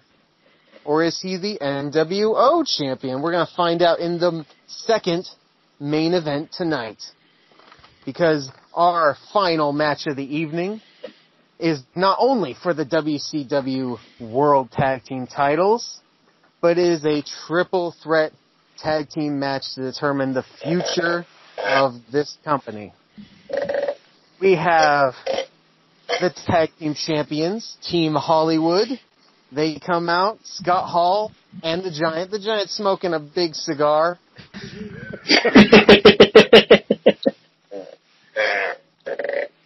Now, if Team Hollywood wins, WCW is dead. They purposely want to end the company so they can live off of their Turner contracts for a year or two and then do whatever they want. So theoretically, this could be the very last show of WCW at all. This was their plan all along. They wanted to kill WCW. Next out comes Team WCW. If they win, they kill off the NWO. That's it. There's no more NWO. It's not on the pay-per-view names anymore. It's just WCW. That's the team of Sting and Eddie Guerrero. Nice. Sting, the man who wanted to beat Hogan all along. It didn't quite work out. You know the history behind that. Starrcade last year. Eddie Guerrero, a man so fed up with the NWO, he tried to make the LWO to compete with him. And now he's sided with Sting. And the third team of the night, Team Wolfpack. And if they win, WCW just changes its name to the NWO. NWO Wrestling. A new generation, new traditions. It's the NWO now, but they are not in charge of it or anything. It's just a new start, a fresh start. That team is Kevin Nash and his mystery partner, the Heartbreak Kid, Shawn Michaels, Jack. Oh, man. And they know they did it too sweet. They did it too sweet right there in the ring. This match, 20 minutes. Very dramatic. Back and forth action. You know, big heat on Sting. Big heat on Nash at times. Nash is also facing this with Michaels. People love it. They're going back and forth. Near the end of the match, the Giant and Hall try to do a double team. The Giant goes to the top rope for a big missile drop kick. He hits Hall by accident. So Hall's gone. Shawn Michaels super kicks the Giant. Giant's gone. Now it's Sting, Eddie, Nash, and Michaels staring down. They brawl for a while. At some point, Eddie low blows Shawn Michaels and Nash in front of Sting. And Sting watches as Sting not doing anything, he just watches as Eddie grabs a chair and starts hitting them with the chair. Referee's out of the ring, referee's down. And Sting watches them as he do it, and he says, help me, Sting. And Sting, you can hear him, the camera's just close enough, you can hear him say, if this is WCW's future, I don't want to save it. And he walks out on Eddie. Whoa. And Eddie practically begs Sting to come back. Sting never turns around. Just like when he became the Crow and he left and just never looked back, exact same thing. Fall Brawl 96. Yeah, exactly. Eddie turns around, super kick to the face. Nash hits the jackknife powerbomb, double pin, 1, 2, 3. WCW is now the new world order of wrestling. Shawn Michaels and Nash celebrate. The crowd loves it because the Wolfpack is the most over thing in wrestling. Goldberg's not here. So Wolfpack is the most over thing in wrestling. They do the old Diesel Michaels pose in the middle of the ring. And then Bret Hart's music hits. Oh, fuck. And Bret Hart, the WCW champion, walks out and stares down Shawn Michaels to end the show. Oh, shit. Oh, shit. God damn. I mean, that was cool, I guess. Also, just to clear something up, I realized I said in my Battle of the Ricks, I did include Rick Steiner. I forgot I had traded him, so just in retrospect, forget that it was just Rick Rude versus Rocco Rock, obviously. Rocco Rick. Yeah. Yeah, Rocco Rick, the winner. It sounds like that's how he gets his pay stub. Then, like, so his real name would be like Rick Rocco. Yeah, absolutely. But sometimes his pay stub comes accidentally as Ricco Rick, and then he's got Rad, that was a fantastic card, dude. Yeah, Very well done. I like that with the horseman where the apocalypse and you're like, oh, fuck. It's like the whole Genesis, man. God damn. Yeah. Personally, like, between the Michaels-Brett stare down, first of all, I don't know how WCW lasted another month and a half after Vince Russo's post-series show. I'm impressed that Russo managed to turn it around in just a month. Yeah, well, we got Rick Steiner in the deal, and everything was fine. Exactly. And they just figured out a way to retcon it. Yeah. After the lasting image of the Nitro of Vince Russo firing Vince in the middle of the ring while standing tall, holding his hands above his head, wearing a replica belt around his waist, you would think the company would go under, but... No, the thunder after that show starts with Ric Flair waking up. Fever dream. Amazing. He stares at all the women around him in the bed and goes, "Must have been a dream." And then it starts with Alfred looking into a snow globe of the set of Nitro. Oh, wasn't that like the Saint Elsewhere finish? Yes, absolutely. Yeah, I feel like pretty much did everything I was gonna do. At one point, I was gonna have Brett beat Goldberg for the world title. I think you're better off with Hogan. Exactly. Yeah, I wanted Hogan most of all. And Goldberg was busy wrestling the Gambler. He had other places to be. During a Vince Russo promo.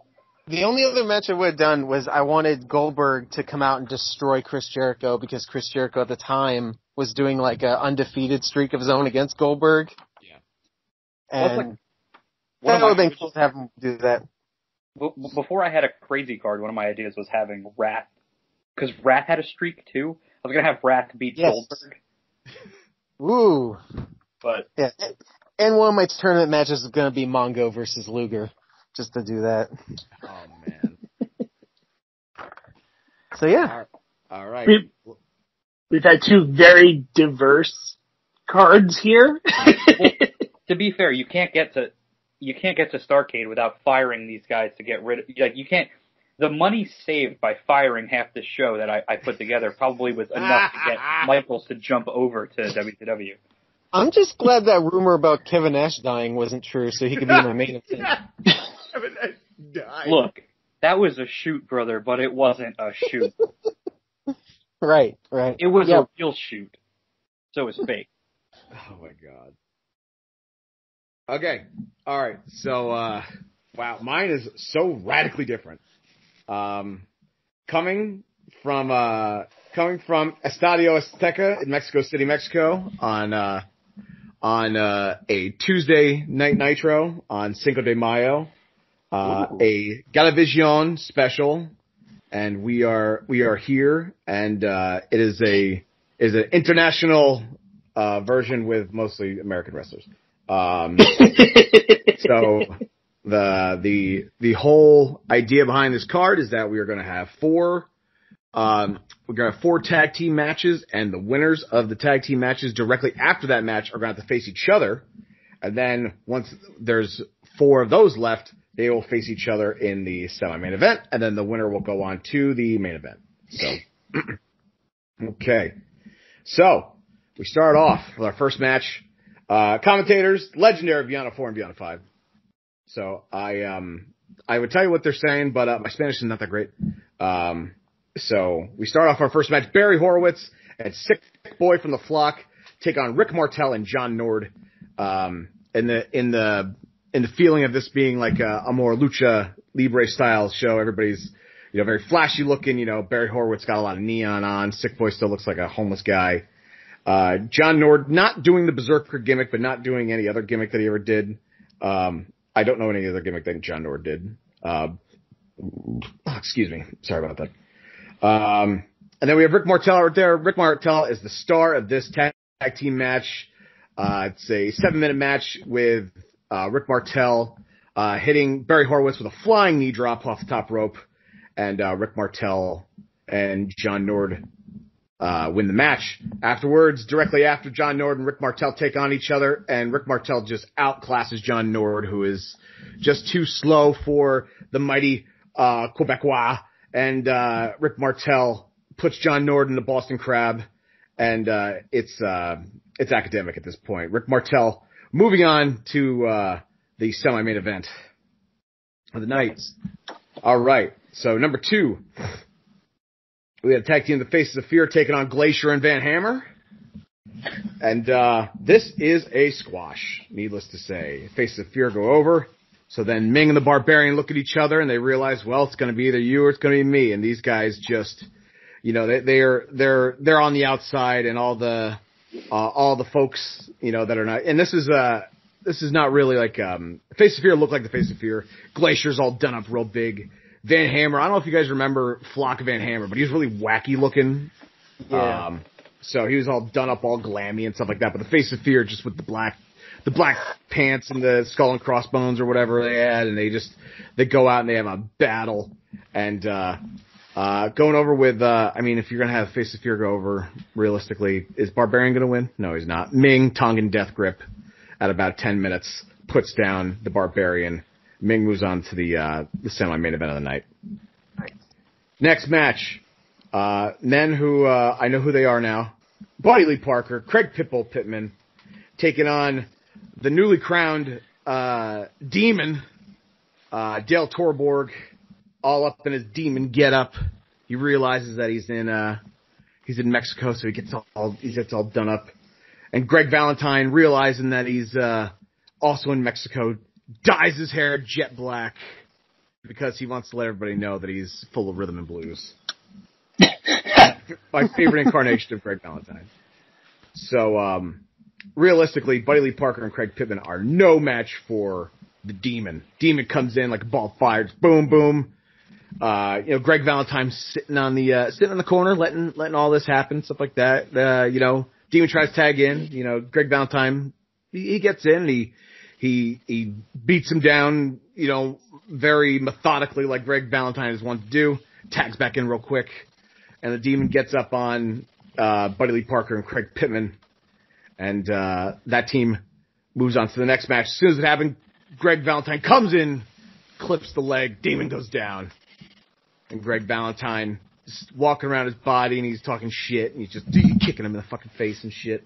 The Demon makeup is it's coming off on Valentine's boot. Valentine working over the knee, and he puts on the figure four like Greg Valentine is one to do, and there's Dale Torborg, and he's just suffering, and he gets enough momentum, and he flips it over, and he's reversed the figure four, and Greg Valentine just can't help it, and he taps out to the reverse figure four. Only time in history has ever happened. Nice. Dale Torborg. Moving on. So now, before intermission, we have Ray Traylor, who's getting himself looking like the Guardian Angel. You guys remember the Guardian Angel? He was in that that attire. Mm-hmm. And Kevin Green in his Carolina Panthers jersey looked like a giant American in there, taking on the team of Mr. JL and Mr. JF. And JL and JF, they know the scoops here in Mexico, and they just out wrestle and out kick and out strike and out flip, the Guardian Angel and Mean Kevin Green.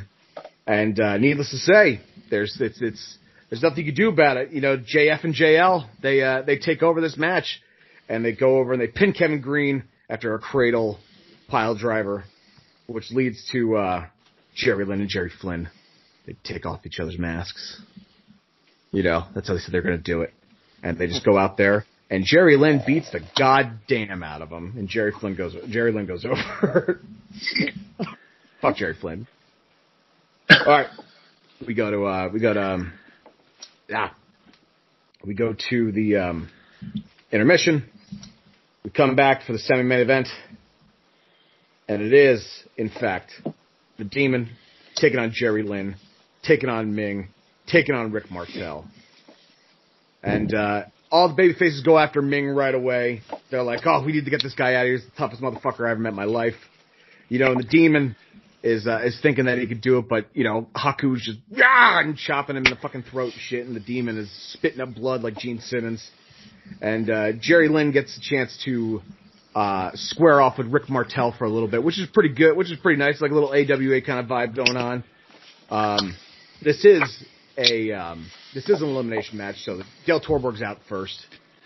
Ming, knowing that he can basically do whatever he wants here, he goes and he targets Jerry Lynn. He grabs him by his long ass hair and he throws him down. and he takes his hand, his fist, and he jams it up Jerry Lynn's throat, and Jerry Lynn has to succumb to the tongue and death grip. And Rick Martel's he's there. He knows that he might be a little bit of an underdog, but they square off, and they go about 10 minutes, and Rick Martel gets a good base, and he hits Ming with his top rope knee drop. I don't know if he did the top rope knee drop, but for this canon, he's doing it. It seems like a movie would do. And as soon as that happens, he goes, and he's like, oh, it's Boston Crab time, so he goes, and he can't turn Ming's body over, and it just can't happen. And then they do the WCW Revenge flip reversal of the Boston Crab, and Ming gets up, and he sees Martel laying on the ground, and just digs in the fist, the tongue and death grip, and Ming is going on to the main event. Oh, it's a hell of a match. The people in Mexico City were just they're throwing roses at him and shit. So our popcorn semi-main event of the night is another pretty technical battle.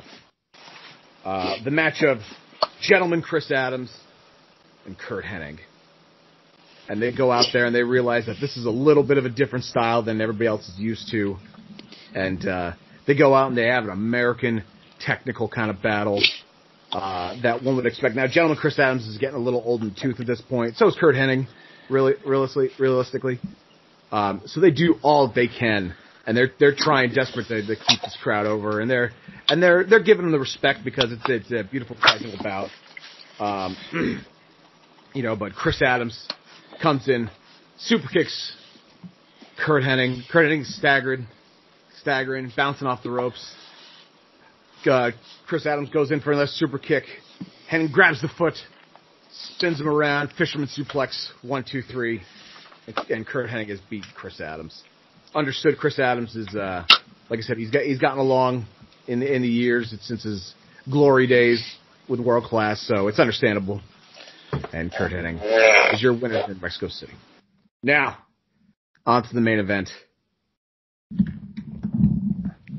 Main event here was set up as a special attraction match for the Mexico City locales. So we have a match, it's 4-way. Ming, but coming out next is Vampiro. Then coming out next is Conan. And then coming out next is Hoovy. 1 fall to a finish. Screw it. 2 out of 3 falls. We'll do it that way. That's the deal. I was trying to figure out 2 out of 3 falls with the rest of these guys, but I couldn't. I was like, oh, why are they doing it again? So 2 out of 3 falls here. Vampiro immediately goes right towards Ming.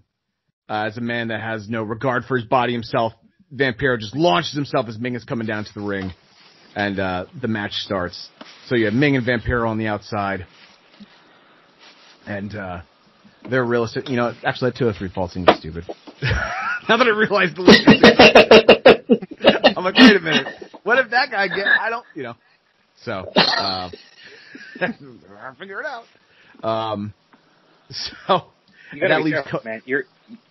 I took Russo. You can't use them. I'm not doing a Russo. I'm just trying to figure out I did no prep for this. I thought of this while I was on the toilet. I'm just saying it's very Vince Russo to change the Falls match and then change it mid-match to something else. International rules. So Vampiro and Ming have pretty much gone off by themselves. It realistically is a Hoovy Conan match in the middle of the ring, and you have to realize at the time. So this is like K-Dog in the middle of the Wolf Pack, as we're one to understand. They're like one of the most popular things around. So Hoovy is battling, and he ends up being no match. Ming and Vampiro, they get in and they try to do some of their offense, but eventually they just spill back out. But Conan lays out Hoovy with his somersault lariat that he does, and then spins him around for the Tequila Sunrise, and Conan goes over in front of the Mexico City locale, and that was our Cinco de Mayo card on this special Tuesday edition of Nitro from Mexico City. All right. It's not that funny. It seemed wacky, but it ended up making sense. Oh, excuse me. How dare you try to make sense of your WCW show? Well. So I am making a quick adjustment because the Nasty Boys left WCW in 1997. They were on the payroll. Of course they were. In fact, if you look, Jerry Sags made $1 that year. One whole American dollar. Apparently in merch sales. I don't know how that worked out, but here we are. Sold like Nasty Boys pencils or something. Yeah, he probably sold someone's kid a clapper.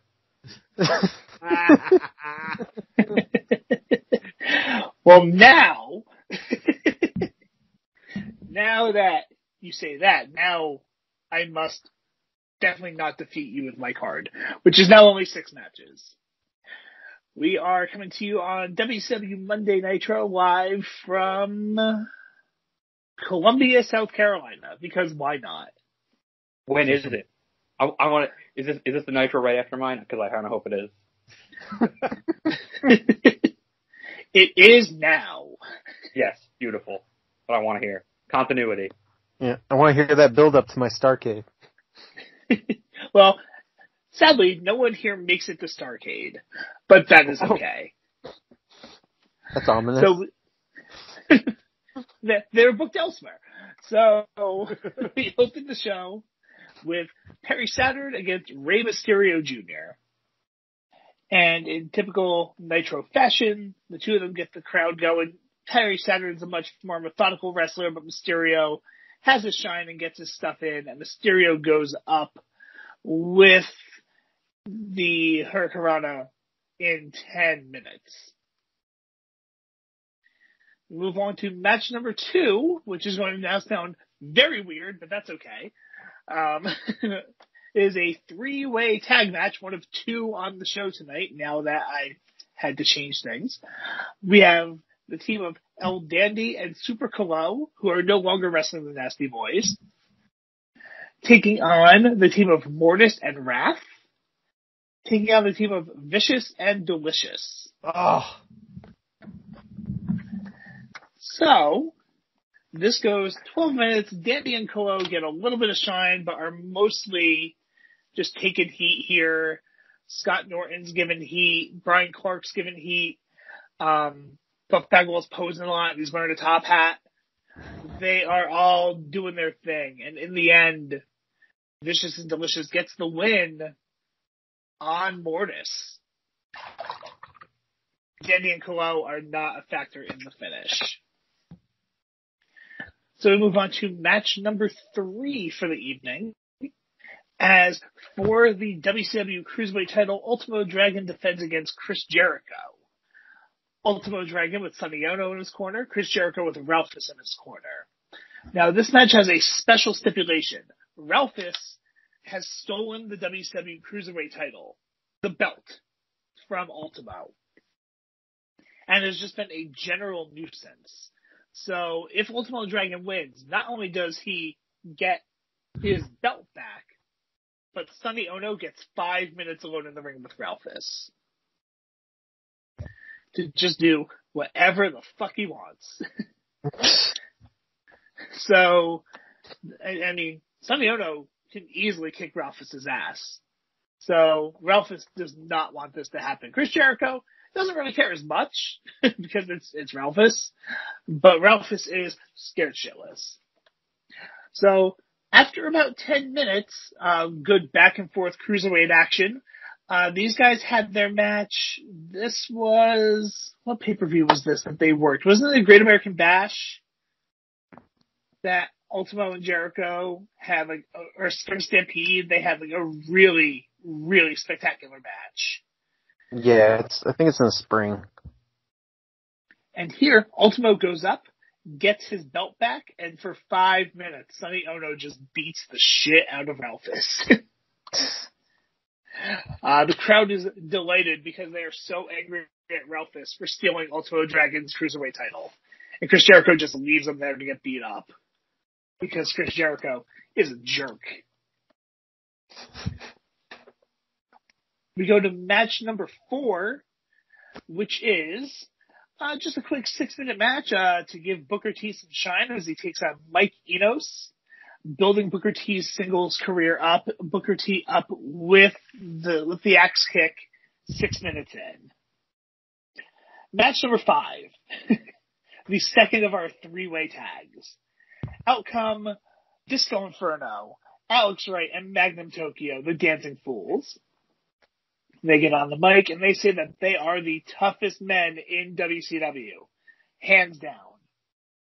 This draws the ire of Fit Finlay, Steven Regal, and Dave Taylor, who come together and they're like, we are the toughest men in WCW. And then Natural Born Killers hits. And Dusty is going crazy on commentary with Dusty and Dennis Rodman as the commentary team because here comes Raven, Hardcore Hack, and New Jack. And they say that they are the toughest men in WCW. And this leads to a 9-man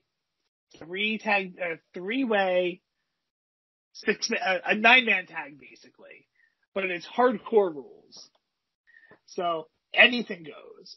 Dancing Fools run away. They are like, fuck this noise. We are out of here.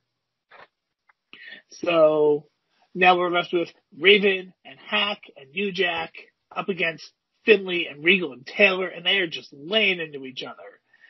ECW guys with the weapons, UK guys with the stiff forearms and strikes. The match ends when Raven hits the DDT on Dave Taylor. The other 4 have brawled away from the ring. Disco Inferno comes in, hits Raven with a chair, shit cans him and gets the pin.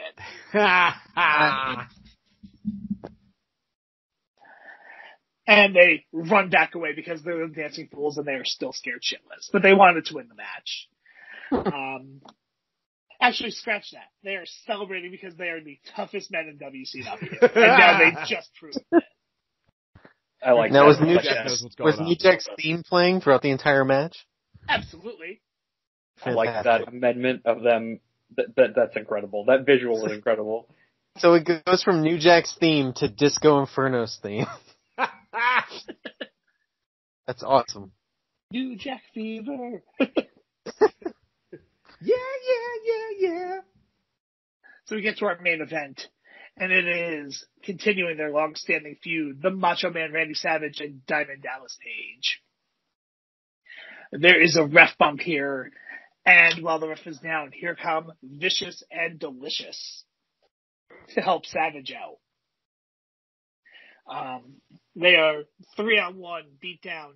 Savage hits the elbow off the top, but the ref is still out, and Vicious and Delicious just continue to beat on DDP. When Mortis and Raph make their way back out to the ring, and Mortis decides to take his own mask off and reveal that he is longtime friend of Diamond Dallas Page, Chris Kanyon. They fight off Vicious and Delicious. Ref comes to as DDP is hitting the Diamond Cutter for the 1-2-3. And Nitro goes off the air. The thing that changed for me was that it was going to be Jericho against New Jack. And if New Jack got the win, then he got 5 minutes with Ralphus. Holy shit. That would have been awesome too. But I decided that this wacky 3-way 3-on-3-on-3 match worked a lot better. Yes, 100%. Mm-hmm. I agree. And that ends Nitro from Columbia, South Carolina. I forgot to draft Lee Marshall so that they could mock him for making him call collect from the next town because no one wanted him to be in the building with them. Poor Lee Marshall. That's the only thing I forgot to do, and now I'm a little disappointed in myself. So with that said, listeners, go to our Twitter at the HO1CKCC. This episode will have a poll, and you'll decide who has the best card. Was it Wade Kruger with Vince Russo? Fever Dream. Russo Mania 1998. Was it Starrcade 98 from RadleyBelmont? Was it the Mexico City show with Decker, or was it my episode of Nitro? Were there any other things that you guys did not get to do on your cards that you potentially planned? Well, my original plan was to have Dusty on commentary calling my Insanity. Because I wanted... And Scott Steiner, or just one? Well, it was just going to be Dusty by himself doing Joey Styles, solo. Because the thought of Dusty trying to comprehend and keep track of everything that was going on was going to be incredible. But when he got taken, I was like, well, Steiner works. So, and originally my main event was just Vincent versus Ed Leslie, but I took Darso when I wasn't sure I was going to get Ed Leslie, and then it turned into a triple threat gauntlet match of Insanity. He fired Vincent after he said that was his name. Yeah, after he realizes they have the same name, and he stands in the middle of the ring with a fake belt on. That's the last image you get of the show. It's Vince Russo in the ring with a replica belt on. Oh my god. Yeah. All right, well that's I didn't really have anything different. I thought about doing Rick Steiner versus Scott Steiner dog collar, but it made more sense with the Piper thing. And Goldberg crushing Jericho for the TV title, because I think it would be funny if Goldberg was a TV champion for like 2 years. Before I had Russo as the catalyst for my insane show, my Battle of the Ricks was going to be a gauntlet.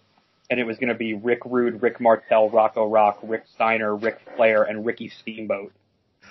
That's my card. But I felt like Russo tied the whole show together better.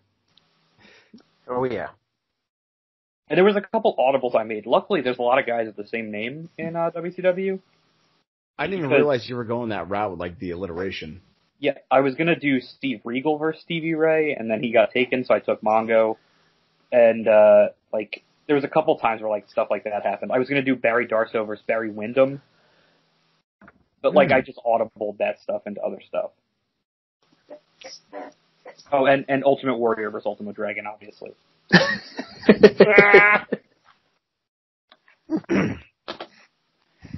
All right, we wrap it up from here, I guess, guys. You guys, anything else to plug? No. Is there anything coming up for you guys on the schedule at all? You guys doing any shows coming up? I think we do have Test of Strength on April 3rd. That's in Thomastown, Connecticut. Thomaston, Connecticut. No, Thomaston. Thomas. Oh yeah. Thomaston, Connecticut. Thomaston, Connecticut town, and we will. And we're gonna wrestle a team called the Nightcrawlers. So I'm very much looking forward to that, because it's been a hot minute since we've been in the ring. And you can see some of the work of the Stepdads, both from 2017 GSW and also some from True Wrestling at IWTV, or IndependentWrestling.tv. That's the actual web address for Jerry's Internet Wrestling Emporium. He loves the Stepdads. Make sure that you tell him. And while you're there, use the code word DRAFT if you're a new user, and you get the first 5 days free. You can watch Ben Ortiz take Rad and do like a Spike Dudley chuck. It was great. On to just me. You could also find us on YouTube. Just, be careful when you search Stepdads Wrestling, because you get some weird results, is all I'm going to say. The real key is to not have a space. It's all one word, Stepdads Wrestling. Once you leave the space, we can't condone that. We don't condone that. We have no control over that.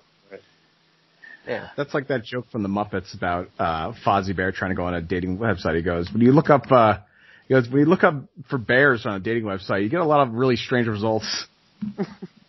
He goes, strange for me at least. Yeah. That's I literally just finished watching all of BoJack Horseman finally. And one joke that blew my mind, which is I've been getting it's when a dog character, Mr. Peanut Butter, says he's been getting. It's like I've been getting offers for all sorts of stuff. Got a weird offer from Michael Vick. God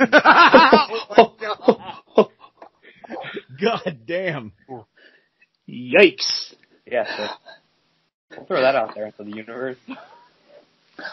And that was shows a big bang. He ends the podcast with a big bang. This is what he does. And now we segue away from that to talk about CKCC Radio and all the other shows that are on there. I also have By the Numbers here on CKCC Radio, where I interview guys about their matches that I have refed.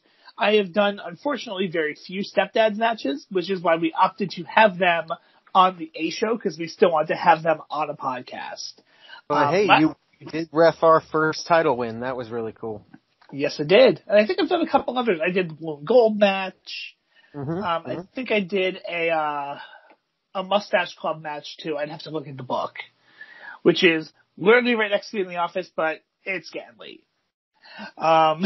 We do have, last week here on CKCC Radio, By the Numbers, was with Shane Storm, and that was a really good conversation. Next week we'll have the Chubby Daddy of the Galaxy, Trajan Horn, on By the Numbers.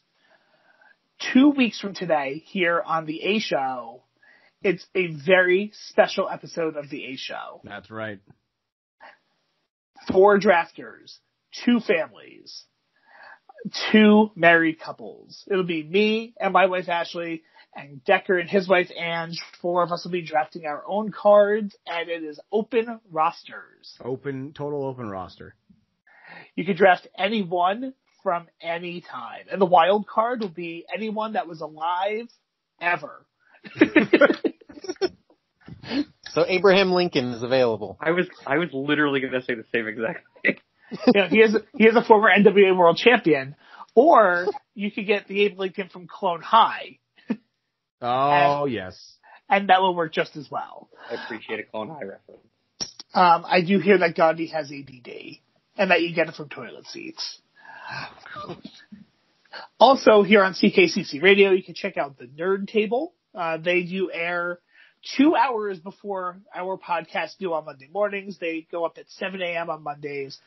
There is also the Motivational Moves podcast. There is the Ranking Tracks podcast, the most recent as of this airing. Jeff looks at the Struts. The Struts? Yeah. Who actually I saw open for the Foo Fighters, and they were really good. Really? Nice. Yeah. The Bored to Death Bingecast recently did WandaVision. There's also the Race Nerd podcast and the Stupid Sexy podcast. All here. Also the Real Paranormal Talk podcast. All here on CKCC Radio. You can also check out outside the network. We have the soon-to-be named network that we are friends with. You can check out Joe Sposo and Adam Van with At Odds with Wrestling. Joe Sposo and also Todd. I don't know how Todd identifies himself on the show, so I'm just going to go with Todd. They do Long Box Heroes, which is comic-oriented, and then Long Box Heroes After Dark. We also get to listen to the Wednesday Night War podcast with Juge and Brett, where they review AEW, they review NXT, and then they tell you which one was better, in their opinion. They used to watch Dark, and then Dark became longer than Dynamite, so they stopped. Also on Soon to Be Named Network is the Final Wrestling Place podcast with Marcus and Tim. Most recently they had, well, as of this airing, will be the Heartbreak Kid Shawn Michaels. As of this recording, they just did an Undertaker episode where they assign red and green points and send you either to the good place or the bad place as your final wrestling place. That's right. Also outside the network, the Hooligans of Hops with Irish Kev and Rick, where they talk about beer after they have drank beer. And the Not Another Sports podcast with Jason and David. After the Wives podcast, Jason will be here for episode 7 of the A Show, and he wants to do 1989 NWA/WCW. Oh, that'll be tough. Yes, it will. And we already talked about IWTV. The Stepdads plugged all their stuff. do you have anything to add before we take it home here tonight? Yeah, vote for me. This is what I should have did last week. I don't know how Great Balls have even lost. I really don't. I don't either. Yeah, that blows my mind. So maybe funny doesn't equal money after all. We gotta change our gimmick, Wade.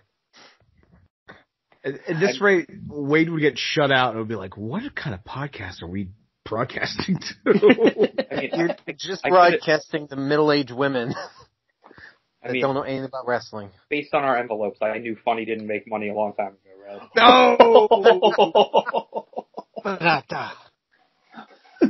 With that said, special thanks to the stepdads for joining us, and make sure you tune in 2 weeks for what's going to be an episode for the ages, I am sure. Hoping. I have to start to prep Ashley so she's not only drafting Finn Balor, Randy Orton, and Bo Nakota. I'm sure she'll do it too. I'm sure she'll also draft Orange Cassidy as well. I think Ange is just going to draft The Rock and like other Attitude Era folk. I know who Ashley is not going to draft, and that's most wrestlers. I know she'll not be drafting Ronda Rousey. I can tell you that for a fact. Oh yeah, I know she doesn't like her. No, she is not a Ronda Rousey fan, or Charlotte Flair. I don't think she'll be drafting Charlotte Flair either. Or Nia Jax. Well, we can't all count for taste, I guess. Can you imagine what that you're not getting booked list is going to be like? I think we're going to skip that next time. Yeah, we're going to skip that next week. Or I could just pull out random guys like, you're not getting booked John Zandig. You're not getting booked Rockin' Rebel. Ugh. I think the funniest way would be just like pick the top guys you could think of who weirdly didn't get chosen. You're not getting booked The Undertaker. You're not going to book John Cena. Actually, John Cena will probably go. Oh, I'm sure he will. You're not getting booked Bruno Sammartino. John Tolis. Sorry, What? George Schmidt. Yeah. Get out of here, Killer Kowalski. No envelope for you, Ed the Strangler Lewis. Get out of here, Abraham Lincoln. I think I referred to it as anybody that's in the zeitgeist is allowed to be booked. Oh, God. All right, let's wrap it up. So tune in next time when... I'm sorry, go ahead, Wade. Could one of you please draft Macho Man specifically from Spider-Man? I was gonna say that. Bonesaw? It's ready. Bonesaw's ready. Nah, if I'm drafting Randy Savage, it's be a man hole. Come on, don't be scared, Randy Savage. And he can team with R-Truth. I think I'm on to something. Is it? Can you draft just the Lex Express? Just the top? I scratch that. I'm going to draft the Blacktop Bullies 18-wheeler that they had that match in the back of. Versus Plus. Where it went from day to night to day to night to day to day to night, and then they both gigged and they fired Dustin, but not buried ourselves. Yeah, the Lex Express versus the 18-wheeler on top of Cobo Hall, bro. On top of Cobo Hall. I booked monster truck as the referee. I booked the giant monster truck versus the Medusa monster truck. Intergender match, dude. I'm booking Bob Holly's fucking race car. I'm booking the cut on Bob Holly's back from 18 weeks ago that they recapped every week. As a complete aside, as the last thing we talked about as we were watching Royal Rumble, I had the memory of Goldberg winning the belt and then his son for some reason taking off his shirt. I just thought I'd share that with everyone as a, hey, remember that? So, like, I think the most fun thing you could do with, like, a show like this where you just have no barriers, you just do whatever you want, would be, like, book Shawn Michaels versus Ty Dillinger, because he's still not over being Stan. It, like, you could create the most insane, like, guys as extras into, like, real wrestlers situations. You could do fake Undertaker versus fake Razor versus fake Kane versus fake Scott Hall. You could do fake Diesel and fake Razor versus real Diesel and real Razor. You could do the Midnight Express against the Midnight Express against the Midnight Express and against that Midnight Express that's Janela and Sonny Kiss, allegedly. And then you wind up with Bob Holly and Joey Janela and Dennis Condrey in the same ring at the same time. And you're like, yes. What am I watching? And somewhere I just spoke that into existence, and Joey Janela is like, someone just said I should wrestle Dennis Condrey. And I was going to... At the next spring break. That was going to make it happen. With that said, thank you for tuning in, and thank you, Stepdads, for joining us. This has been a blast. Been a pleasure, everybody. So, till next time, my name is Matt. I'm Chris. And we'll see you. Goodbye.